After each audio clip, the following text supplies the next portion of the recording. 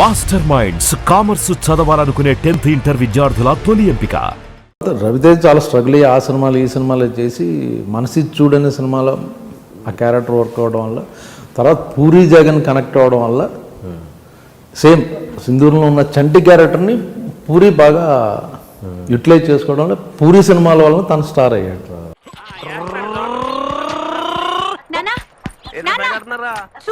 ఏడిపిస్తున్నాడు ఎవరో చంటిగాడా ఏంట్రాళ్ళు ఏ లేదు మావా, కాలేజ్కి వెళ్ళేప్పుడు ఏ పూర్వం ఒకడైనా ఏడిపిస్తాడేమో అని రోజు కాపలా కాస్తున్నా.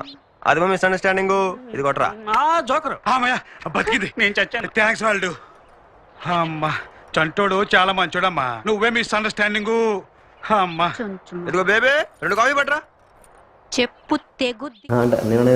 మీరు అనేది ఏంటి, నేను అతను పైకి వచ్చేసాడు నేను రాలేదన్న ఫీలింగ్ నాకు లేదు, నాకు రాలా. సింధూరం వల్ల ఆ సినిమాతో తను జప్పని పైకి వెళ్ళిపోయి నేను అదే ఉండిపోతే నేను నాకు బాధగా ఉంటుంది, అదేంటి ఈడి పైకి వెళ్ళిపోయి నేను అలా ఉండిపోయానని. బట్ మళ్ళీ సింధూరంలో 2-3 years స్ట్రగుల్ ఇద్దరిది. తర్వాత పూరి మన జగన్ తో కనెక్ట్ అవ్వడం, తను వేరే లెవెల్లో స్టార్ అయ్యాడు.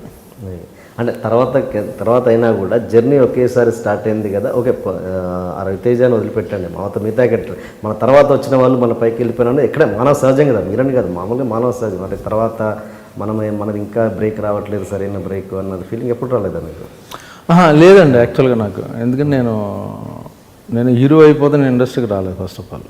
ఓకే, పెద్ద స్టార్ అయిపోదాం ఆ ఆశలు లేవు ఫస్ట్ నుంచి. సో ఆ డిసప్పాయింట్మెంట్ నాకు అంతగా లేదు. ఒక 5% ఉంటుంది. ఇది రవితేజ పైకి వచ్చేసాడన్న బాధ కాదు, నేను కూడా వస్తే బాగుండనే ఫీలింగ్ తప్పించి, నేను కూడా బెటర్గా చేస్తా అన్న ఫీలింగ్ తప్పించి, రవితేజ వెళ్ళిపోయాడు కాబట్టి తను కంపేర్ చేసుకుని నేను కూడా అయిపోవాలన్న ఆ ట్రాక్లో ఎప్పుడు లేను నేను. ఎలా ఉంటుందండి మీ ఇద్దరి మధ్య రిలేషన్? అందుకే ఆ రిలేషన్ వల్ల నాకు ఆ ఫీలింగ్ లేదు. స్ట్రగ్లింగ్ డేస్ నుంచి మేము ఇద్దరం కలిసి ఉండేవాళ్ళం. సింధూరు ఈవెన్ యాక్చువల్ నిన్నే పిల్లాడితాకి రవి యాక్టర్గా ఇంకా ట్రై చేయడం మానేసి నేను పనికిరాను అని అందరూ చాలామంది చెప్పారు. అతను పనికిరాడు, ఎందుకు నువ్వు వేరే లైన్లో ట్రై చేయాలంటే తను అసిస్టెంట్ డైరెక్టర్గా అయ్యి నిన్నే పిల్లాడితాకి అసిస్టెంట్ డైరెక్టర్. ఆ టైంలో తను కొంచెం ఇమిటేషన్ బాగా చేసేవాడు యాక్చువల్గా. అనిల్ కపూర్ వాక్ కానీ రెగ్యులర్ మిమిక్రీ చేసేవాడు కాకుండా యాక్చువల్గా అతను చూసి యాక్టర్ని చూసి అలా బిహేవ్ చేయడం అన్నది తను బాగా చేసేవాడు. ఆ టైంలో నేను లంచ్ టైంలో చూసేవాడిని. ఒకరోజు నేను చేయమని చెప్పాను నాగార్జున తప్పు వాళ్ళ ముందు. తను అమ్మ వద్దు అంటే నేను పుష్ చేసేవాడిని, సరే చెయ్యి తను నడుచుకుంటూ వస్తే అనిల్ కపూర్ బయట అలా వాక్ చేస్తాడు అనేది. ఓకే, తప్పు కింద పడిపోయింది చైర్లోంచి, నవ్వేసి అంత బాగా చేసాడు అన్నమాట. ఆ టైంలో అతను చూసి మన వంశీ గారు ఒక కన్ను ఉంటుంది అన్నమాట, చూస్తుంటాడు అందరిని. ఈయన యాక్టర్ చేయొచ్చు అన్న ఫీలింగ్ వచ్చి, సో కామెడీ ఫన్ గురించి ఒక క్యారెక్టర్ రాశాడు అన్నమాట. అది కానీ నిజంగా మరి అంటే ఆ టైంలో కృష్ణవంశీ గారు చేసింది నిజంగా గట్సీ ఎవరు చేయరండి. అప్పుడు నిన్నే పిల్లాడితే బ్లాక్ బస్టర్ అయిపోయిన తర్వాత ఇంక వేరే రేంజ్లో చేద్దాం అనుకుంటారు. కానీ అంటే నాకు మాట ఇచ్చాడు వంశీ, అలా అంటే నిన్నే పిల్లాడితే షూటింగ్ జరుగుతున్నప్పుడు అన్నాడు, ఈ సినిమా సూపర్ డూపర్ హిట్ అవ్వాలి, నువ్వు దేవుడిని కోరుకో. ఆ సినిమా సూపర్ డూపర్ హిట్ అయితే నేను నిన్ను హీరోగా పెట్టి సినిమా ఊరికని నిజంగా చెప్తున్నాను, నిన్ను రుణం తీర్చుకోవాలన్నాడు. రుణం ఏంటి, నువ్వు గులాబీ ఇచ్చావు నాకు, నిన్నే పిల్లాడితే ఇచ్చావు. యాక్చువల్ నాకు తెలియకుండా చేసిన చిన్న పని అది. ఏది? కృష్ణవంశీ బాగా స్ట్రగుల్ అవుతున్న రోజుల్లో నేను కూడా స్ట్రగుల్ అవుతున్నా. నాకు ఇంటి దగ్గర డబ్బులు వచ్చాయి, మా ఫాదర్ పంపించారు. వంశీ తీసుకోవాలి ఇంట్లో డబ్బులు కానీ, ఇంట్లో వాళ్ళతో వచ్చేసాడు అంతే. తను బాగా చదువుకున్నాడు, MA అది, బట్ ఒక డైరెక్టర్ అవ్వాలని దాంతో వచ్చేసాడు. డబ్బులు తీసుకున్న తను కలిసిన రోజున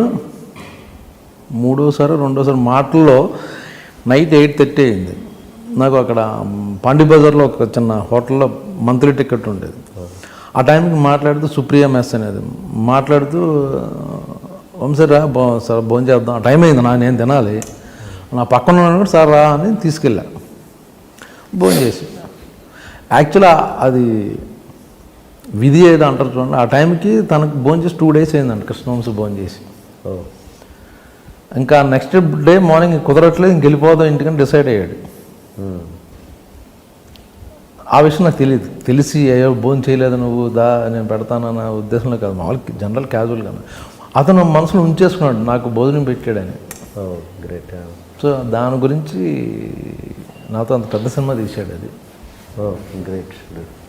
అంటే తర్వాత మీరు రెగ్యులర్గా అంటే ఓకే ఆ రోజంటే తినిపించారు, మరి తర్వాత ఇలా కంటిన్యూ అయ్యారైనా? వెంటనే శివ సినిమా ఆఫర్ వచ్చేసింది దానికి, శివనాగేశ్వరరావు గారు రమ్మని. సో వర్క్ దొరికిపోయింది వెంటనే ఇమ్మీడియట్గా, ఇంచుమించుగా అదే వీక్లో సంథింగ్. Okay okay. ఇది ఎప్పుడు షేర్ చేసుకున్నారు మీతో? నేను 2 రోజుల నుంచి ఆకలితో ఉన్నాను అన్న. నాకు తెలియదు, తను ఎప్పుడో తర్వాత ఇంటర్వ్యూస్లోనే తర్వాత ఎప్పుడో డైరెక్టర్ అయ్యాక అప్పుడు చెప్పడం మొదలెట్టాడు తను. అప్పుడేంటి మీ ఎక్స్ప్రెషన్ ఆయనతో? పర్టికులర్ ఏం లేదండి, నేను ఇప్పుడు ఏదో యాక్చువల్గా ఇప్పుడు టు బి ఫ్రాంక్ భోజనం పెడితే మీకు భోజనం పెట్టాను, మీరు రిటర్న్ అవ్వాలంటే నాకు 5 star హోటల్కి తీసుకెళ్ళి భోజనం పెడతారు తప్పించి 3 కోట్లు పెట్టి సినిమా తీయరు. You want to give it back. నాకు ఇంటికి పిలిచి భోజనం పెట్టారు, మా ఇంటికి కూడా పిలుస్తాను, లేకపోతే వీటికన్నా ఇంకా బాగా ట్రీట్ చేస్తాను, నేను పైకి వచ్చాను కదా అన్నదాని మీద నేను వాళ్ళు అలా తీర్చుకుంటారు కానీ ఇలా తీర్చుకోరు ఎవరు. మీరు కృష్ణవంశీ గారికి రుణం తీర్చుకునే పరిస్థితిలో ఉన్నారా? ఏదండి?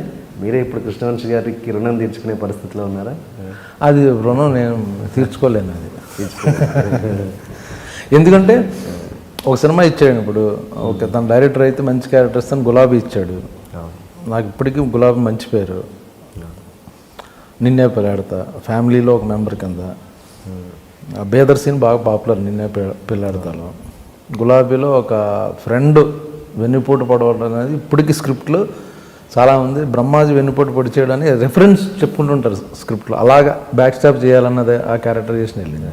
కరెక్ట్. తర్వాత సింధూరం అండి. సరే సింధూరం ఫ్లాప్ అయిందని వదిలేలా, చంద్రలేఖ అనే సినిమాలో కామెడీగా ఇంట్రొడ్యూస్ చేద్దాం అని కామెడీగా చేయించాడు నాతో.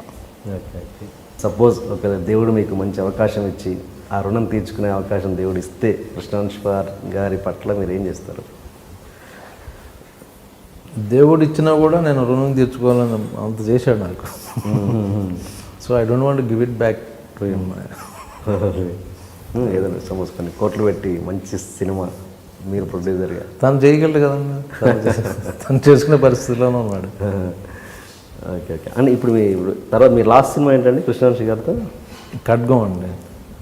మరేంటి తర్వాత ఎందుకు దేంట్లో అంటే తను ఇప్పుడు ఏదో నాకు ప్రతి సినిమాలో బ్రహ్మాజీ ఇచ్చేయాలని ఏమో చూడ క్యారెక్టర్ సూటబుల్ అయితే ఇస్తాడు యాక్చువల్గా.